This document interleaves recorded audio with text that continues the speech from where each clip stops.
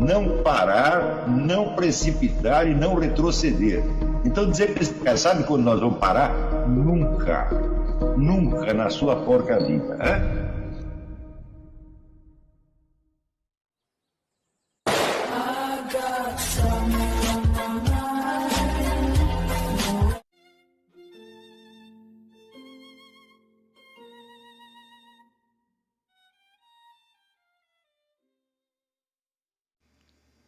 E aí pessoal, tranquilo?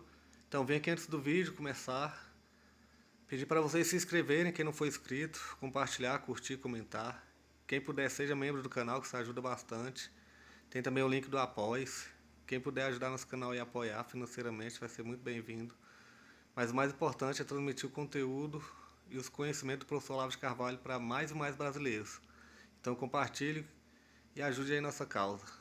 Muito obrigado a todos os membros, apoiadores do canal. Fico muito feliz. Tenho certeza que a gente está no caminho certo. Então fiquem com o vídeo e até mais. Valeu! Então, o indivíduo fixa numa camada durante algum tempo porque aquilo é realmente um problema novo e que ele não domina. Não é que ele não domina objetivamente, não, ele não domina subjetivamente. Quer dizer, ele não sente que domina, ele tem medo daquilo. Então, por exemplo, toda a rede de comunicações, você vê por que as pessoas, todo mundo não, a maior parte das pessoas tem medo de falar em público. É um problema de camada 3, evidentemente. Né? Quer dizer, você acha que aquilo vai colocar desafios linguísticos que estão acima da sua capacidade, quando as coisas não são assim. Tá certo? Você pode perder o medo, tá certo? Você perder o medo de falar em público não tem nada a ver com o domínio efetivo que você tem da linguagem. Tem cara que fala tudo errado e não tem vergonha de falar em público. Mas quer dizer, o peso emocional daqueles problemas é muito grande. Tá certo? Então, por exemplo, nós vemos, tem muitas pessoas que guardam a sua vida inteira um complexo por ser pessoas fisicamente fracas. Né? É algo que poderia ser vencido na camada 2 e que às vezes dá para vencer, às vezes não dá. Eu digo, e se não der, o que vai fazer? Você vai ter que se virar de algum jeito. Né? Se você, quando tem 40, 50 anos, você vê que você vai ter que arrumar um instrutor de ginástica, ou tomar umas vitaminas, alguma coisa você vai ter que fazer. Tá certo? Mas isso não pode mais ter para você o peso emocional que tinha quando o problema apareceu da primeira vez. Justamente porque não é mais um problema novo. Você já se acostumou com a existência dele, tá certo? Bom, então esse é o motivo pelo qual as pessoas passam pela camada por cada camada durante algum tempo, tá certo? E agora, se você perguntar por que elas fixam ali, por que às vezes não sai da camada, por que às vezes não transpõe, não é isso? Bom,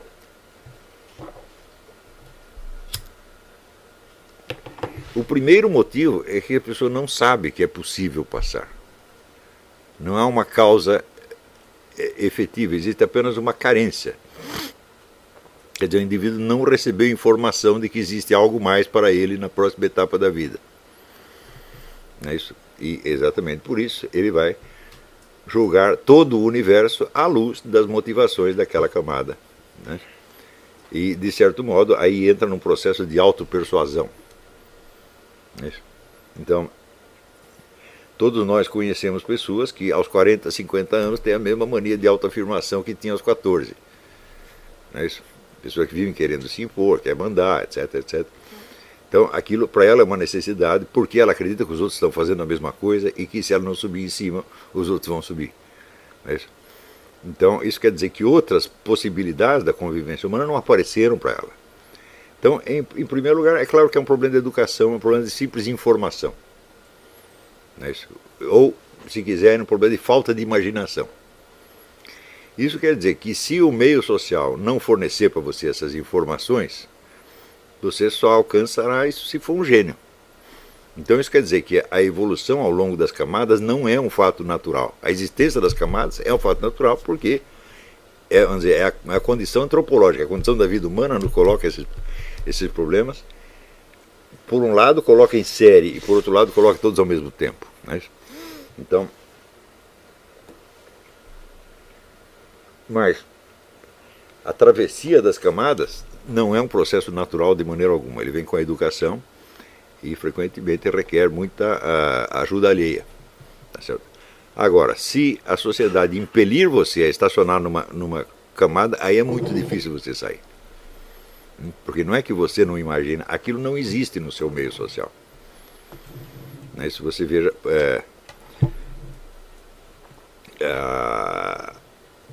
eu reparo, por exemplo, que quando o Pedro colocou no YouTube aquele vídeo dele matando o urso, né, o número de pessoas que ficaram absolutamente horrorizadas, né, foi muito grande. Então são pessoas que têm medo dessas coisas. Elas têm medo de uma arma de fogo. Eu também tenho medo de arma de fogo, mas só por um dos lados. Se eu estiver do lado do cabo, eu não tenho medo nenhum. Mas se estiver do lado do cano, não é um problema. Eu já passei por essas duas situações, eu sei a diferença, é brutal, né? Mas, em geral, as pessoas têm medo da arma em si. Não é isso? Então, o que é isso aí? Essa é uma aspiração de camada 4, aquela proteção uterina, nada vai lhe acontecer, você está sob a proteção de Deus, do governo, da polícia, do papai, da mamãe. E se sai desta proteção e você mesmo tem que se virar, então é um Deus nos acuda. Essas são pessoas que não imaginam uma situação na qual a segurança do ambiente depende delas apenas. Sempre existe um fator externo, né, isso que provê, de algum modo, a segurança. E se falhar, então é o apavoramento total. É claro, existem pessoas que nunca foram colocadas na situação de ficar sozinhas e ter que resolver o problema. Isso simplesmente nunca aconteceu. Não é isso? Mas não custa os educadores criarem isso. Aqui, por exemplo, existem, sei lá, cursos de sobrevivência na selva. Né? Mete o garoto lá, ele vai aprender como é que faz. É isso? Por mais tímido que ele seja, ele vai ter uma hora que diz, bom, agora que eu resolvo o problema, está tudo acabado. Não é isso? Eu conheço uma imensidão de pessoas que, nesse sentido, nunca tiveram um problema nas mãos. Ela tem um problema na vida, o problema pesa sobre ela, mas nunca está na mão dela. Não é isso? Então, por exemplo, o fato de, sei lá, entra um ladrão na sua casa e você tem que defender a sua família. Né? A maior parte das pessoas não pensa nisso nunca na vida. Se começar a pensar, vai ficar aterrorizado. Eu digo, mas isso pode acontecer para qualquer um. Não é isso? Portanto, é um problema objetivo que a vida pode colocar para você, mais dia menos dia, mas que pode ficar totalmente fora da sua imaginação. Então, vamos dizer, esse desejo de uma segurança recebida, segurança que vem de fora, isso faz o sujeito estacionar na camada 4 para sempre. Né? Então ele não é exposto ao desafio. Você vê, se você quiser passar a sua vida fugindo dos desafios, sempre é possível fazer isso. Não é isso? Então, e tem pessoas que, ao contrário, adoram o desafio. Não é isso? Não há uma idade certa para isso acontecer, pode ser mais cedo ou mais tarde. Alguns é porque acham isso fazem isso porque acham divertido. Né?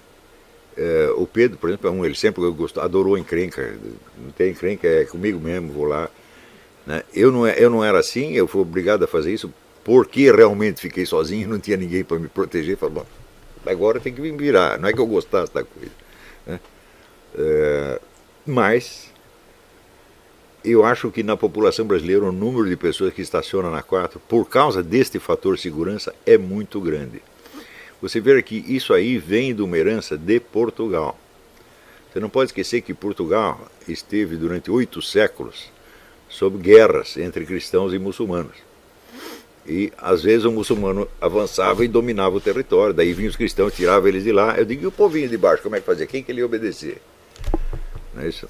Então, um certo temor que induz o indivíduo a se adaptar a qualquer autoridade do momento é algo que nós trouxemos de algum modo da herança portuguesa. Né? O respeito excessivo pelo governo, né? A famosa cena do Vidas Secas, em que o Fabiano encontra o soldado que tinha agredido ele, e ele depois encontra o soldado sozinho. O soldado é metade do tamanho dele, mas ele vê que o soldado está fardado, ele pensa, aí, governo é governo. Né? A gente vê que esta atitude de você esperar da autoridade isto ou aquilo, isso está muito, muito arraigado na sociedade brasileira. Né? As pessoas não têm iniciativa própria, não imaginam que certos problemas, né? Sei lá, tem um buraco aí no meio da rua, o governo tem que vir tampar. Fala, por que o governo? Você não pega uma pá e vai lá tampar. Né? Isso faz parte da sociedade e isso é um fator que aprisiona as pessoas na camada 4, criando então uma infinidade de outros problemas, porque você pode estacionar na camada o tempo que você quiser, mas a vida não vai ficar esperando você resolver os problemas todos daquela camada. Quer dizer, você alcançar, vamos dizer, por exemplo, a segurança, o senso de proteção, né, que faça você se sentir permanentemente em paz. Isso não existe. É claro que não existe na vida humana. Tem momentos onde você se sente perfeitamente seguro e outros momentos você sente que está no mato sem cachorro. Isso é assim para todos. Né? Mas o indivíduo pode achar que isso não é assim, que isso está sendo assim só com ele. Os outros estão protegidos, os outros têm todos, né, toda a segurança necessária, é só ele que não conseguiu e ele continua se esforçando para conseguir aquilo o resto da vida. Né? Então, o primeiro fator que impede a travessia normal das camadas é um fator de ordem cultural. Não é isso? Então, quando você toma consciência de possibilidades que estão adiante, você vai se enfrentar então com uma segunda questão. Quando você passa de camada, você fica desajustado em relação às pessoas que estão na camada anterior. Não é isso? Se você está, por exemplo, no país dos coitadinhos, onde está todo mundo procurando proteção, e você decide você mesmo se virar e fazer acontecer, você vai ser considerado um chato, agressivo, perigoso. É isso. E daí é aquele negócio, não vão te chamar mais de meu fofinho. Né? Então, isto é uma pressão tremenda sobre a psique e é um tremendo desestímulo. Não é isso? Em outros casos, você pode ter, vamos dizer, na adequação à camada 6, os problemas que surgem na sociedade brasileira são tremendos. Eu me lembro, por exemplo, quando eu entrei no jornalismo, eu era muito novinho, e eu sempre cheguei atrasado em tudo. Eu entrei na vida, o Milor Fernandes que dizia assim, Milor Fernandes nasceu no Rio de Janeiro aos 8 anos de idade. Né? Mas no meu caso é verdade, eu nasci aos 8 anos de idade mesmo. Até lá eu era um bebê, não sabia de coisa nenhuma. Né? Então às vezes eu fico sabendo das coisas um pouco tarde. Então quando eu fui trabalhar no jornalismo, eu não tinha dificuldade com a língua, porque eu dominava a língua portuguesa, melhor até do que os colegas, isso aí não era problema. Só que eu não sabia nada da vida, não tinha malícia, não tinha nada. E aos poucos eu fui percebendo que havia um estímulo à desonestidade e à ineficiência. A ideia ali era a seguinte, trabalhar o mínimo possível e tentar ganhar o máximo de dinheiro. Isso era ética da profissão jornalística na época que eu entrei. Não sei como está hoje, mas eu não acredito que tenha mudado muito. Então, por exemplo, se o jornal manda você fazer uma viagem, você tem a obrigação de superfaturar as despesas, porque senão você está sacaneando os seus colegas. Se você põe uma despesa a menos, né, exatinha, então eles vão cobrar a mesma coisa do próximo, então você está sacaneando os colegas. Então você tem uma dupla lealdade. Você tem a lealdade com a empresa e o emprego, e você tem outra lealdade com os colegas. Isso é uma fonte de problemas que não acabava mais e, evidentemente, um fator que impedia as pessoas de se encaixar direito na camada 6 e se tornar profissionais de alguma coisa. Porque você tem... Aí sempre entra aquele elemento da sociologia do Alexander Zinoviev. Ele diz, em qualquer empresa ou organização que você esteja, você vai ter que ter duas séries diferentes de habilidades. A primeira é a habilidade de fazer aquilo que o emprego exige. Por exemplo, você é motorista numa frota de táxi, bom, supõe que você saiba dirigir um automóvel, que você conheça o mapa da cidade, etc, etc. E, em segundo lugar, existe a tecnologia da sobrevivência dentro da própria empresa. Como tratar com os chefes, como... Tá entendendo? Em geral, essas duas coisas, essas duas séries de habilidades, elas convergem. Mas e quando divergem? Quando divergem, significa que a conquista de uma atitude racional e produtiva perante a vida se torna impossível. A não ser que você seja um gênio, você tem uma inteligência a mais e você inventa, então, uma adaptação. Não é isso? Em primeiro lugar, porque você não vai ter o modelo da eficiência. Você vê que está numa situação onde todo mundo está enganando todo mundo, não para fazer o serviço, mas precisamente para não fazê-lo. Não é isso? Você vê que isso também não acontece só no jornalismo. Eu aprendi ali, mas você vê isso um pouco em toda parte na sociedade brasileira. Né? Então é claro que numa situação assim todos saem perdendo, não é isso? E há um senso geral de frustração, de derrota, de humilhação, etc, etc, que não vai passar nunca. Não é isso? Então, eu estou falando isso para vocês examinarem suas próprias vidas e verem como passam por essas situações. Né? Quer dizer, não depende de nós escolher a sociedade dos nossos sonhos. Nós estamos na sociedade em que estamos, e mesmo que você mude, bom, você vai, algo da sociedade anterior você vai trazer e vai ter novos problemas de adaptação na nova sociedade onde você está. Então, os problemas estão sempre aí. E aonde você for mudar, cada mudança sua vai criar uma desaculturação. Quer dizer, você vai ter que sair de um meio cultural. Sair, pelo menos mentalmente. Não depender mais do julgamento daquelas pessoas. Isso que pode criar uma situação conflitiva ou uma situação de camuflagem, onde você vai agir de uma outra maneira que você entendeu que é necessário, mas você vai ter que camuflar, dá a impressão que você está fazendo outra coisa. Não é isso? Então, por exemplo, no Brasil, se você adquire muita cultura, você é obrigado a fingir que não tem cultura nenhuma, senão você não é aceito no meio. É um problema. Quer dizer, a passagem de camada a camada já é problemática. Cada camada tem os seus problemas, a passagem tem os seus problemas, e a recusa de sair da camada cria outros problemas ainda, que vão exigindo recursos mentais cada vez mais complexos. Não é isso? Então nós vemos que os grandes problemas da formação da personalidade ao longo do tempo não estão na personalidade, né? Estão nos recursos cognitivos de que ela dispõe, e os recursos cognitivos e meios de ação que dispõe na sociedade, tá certo? Então, o que quer dizer que significa que nós passamos de uma esfera de psicologia para de psicologia social, ou de sociologia, ou até de antropologia, se quiser. Então, o que também, né, nos ilustra o fato de que todos nós, independentemente de qual camada nós estamos, nós sofremos o impacto da camada 11. Eu estava explicando isso ontem. Todos nós estamos dentro da história, dentro da sociedade, e tem fatores enormemente vastos que nós podemos não enxergar, mas que estão presentes na nossa vida, né? Hoje mesmo eu estava comentando a história do pai dela. O pai dela ia ser nomeado para um cargo pelo Getúlio Vargas. Então ele se arrumou todo e tal, para ir no gabinete do presidente. Parou para tomar um cafezinho, daí no rádio estava anunciando que o Getúlio Vargas tinha se suicidado. Coisa horrorosa. O cara voltou para casa. Não.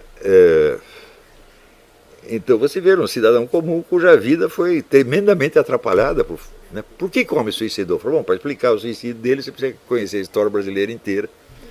E todos nós estamos sujeitos a isso. E por isso mesmo, não existe um limite entre a tal da psicologia e a psicologia social. Eu sugiro que vocês leiam o livro do Meira Pena, que chama Psicologia do Subdesenvolvimento.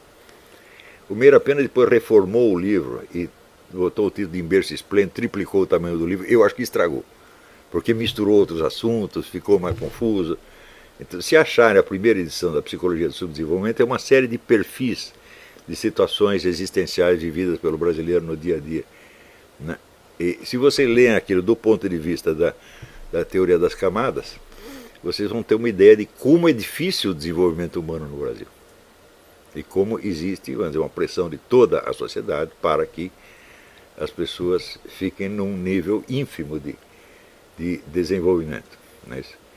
Eu estou dando aula há 30 anos, sei lá, tanto tempo, e eu vejo que esse problema da desaculturação chega a aterrorizar as pessoas. Eu digo, se você vai aprender algo que os outros não sabem. Portanto, você já está diferente deles. Quer dizer, Hugo São Victor dizia, não é possível ensinar nada a um aluno que tem saudade da cabaninha onde ele nasceu. Então, se você vai aprender, você está se desaculturando, você já está num outro meio social e não é possível você conservar os mesmos amigos de sempre, porque amigos são aqueles que querem o que você quer e rejeitam o que você rejeita. Se você aprendeu, você passou a querer outras coisas, então automaticamente você está fora daquele meio.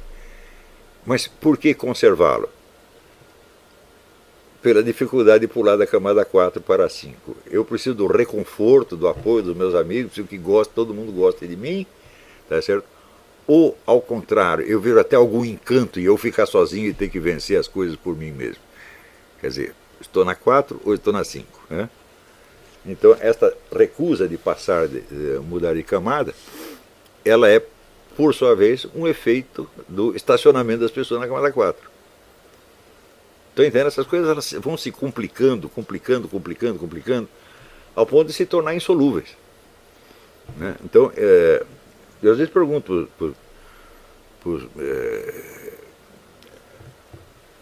meus amigos, quantos amigos você acha que eu perdi ao longo da vida? Milhares e milhares e milhares. Não dá para contar. Você está entendendo? Porque o percurso da sua evolução interior você percorre sozinho. Existem pessoas que percorrem as mesmas etapas e podem mais ou menos entender o que está acontecendo com você. Os outros não vão entender. Né? Se você encontra, por exemplo, um amigo e ele nota que você tem algo a mais que não tinha antes, ele pode querer ter também. Mas ele pode se sentir intimidado e rejeitar você. Isso é inteiramente normal. Quer dizer, o próprio termo desaculturação, vocês procurem qualquer manual de sociologia, antropologia, psicologia social, vocês vão ver que a desaculturação é um fenômeno constante. Quer dizer, nós estamos a toda hora abandonando quadros de referência culturais e adquirindo outros. Então, você imagina se é possível, por exemplo, né, o sujeito, o garoto que saiu da escola primária e entrou no ginásio e ele quer conservar a mesma referência dos amiguinhos com que ele, sei lá, brincava de montar casinha quando era pequeno. Não é simples, não é possível. Né? Também não é possível esperar que todas as pessoas evoluam junto conosco. Né? Então, mas eu vejo que na sociedade brasileira isso assume as dimensões de uma tragédia. Né? Também o fato de que os jovens esperam que seus pais os compreendam. Né? Por isso que ele começa a assistir a minha aula, adquirir umas outras ideias, etc. Ele lá quer convencer o pai e a mãe. Eu digo, mas escuta, mas você é um gênio da pedagogia. Né? Você mal está aprendendo o negócio. Né? E você já quer ensinar para uma pessoa que tem o dobro da sua idade. Né? E que não tem base nenhuma para aprender isso. E para fazer isso, eu teria dificuldade para fazer. Se você trouxer seu pai e sua mãe aqui, eu vou ter dificuldade para ensinar eles. Agora você quer ensinar? Né? Então, você querer que todo mundo acompanhe a sua evolução é uma reação de camada 4. E realmente não é possível você crescer existencialmente, psicologicamente, intelectualmente, sem você abandonar pessoas para trás. Né? O desejo de não sair daquele meio afetivo inicial, ele não é só um fator sociológico, ele entra dentro da pessoa e faz com que ela se apegue a emoções rotineiras, né? E queira repeti-las eternamente em vez de se abrir a novas. Então, isso quer dizer que aí você cria uma especial relação com o passado, é que o passado não passa. Né? E quando o passado não passa, você está com um sintoma igualzinho de se tivesse maconhado, porque a maconha cria isso, a maconha faz o sujeito vivenciar o passado como se fosse presente. Então o tempo não passa. O problema é que ele teve 30 anos atrás, para ele ainda estão doendo. Aposto que tem um outro lá que nem lembra, né?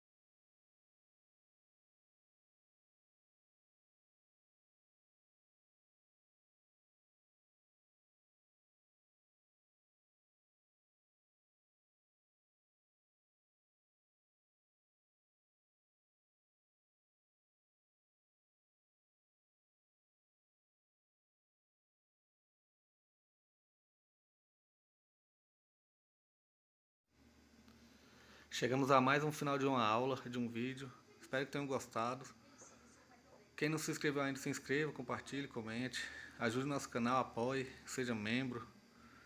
E ajude o nosso canal a chegar a cada dia a mais brasileiros que precisam muito do conhecimento do professor Olavo de Carvalho. Então é isso aí, fique com Deus, até o próximo. Valeu! Então é isso aí, pessoal. Que é o nosso canal.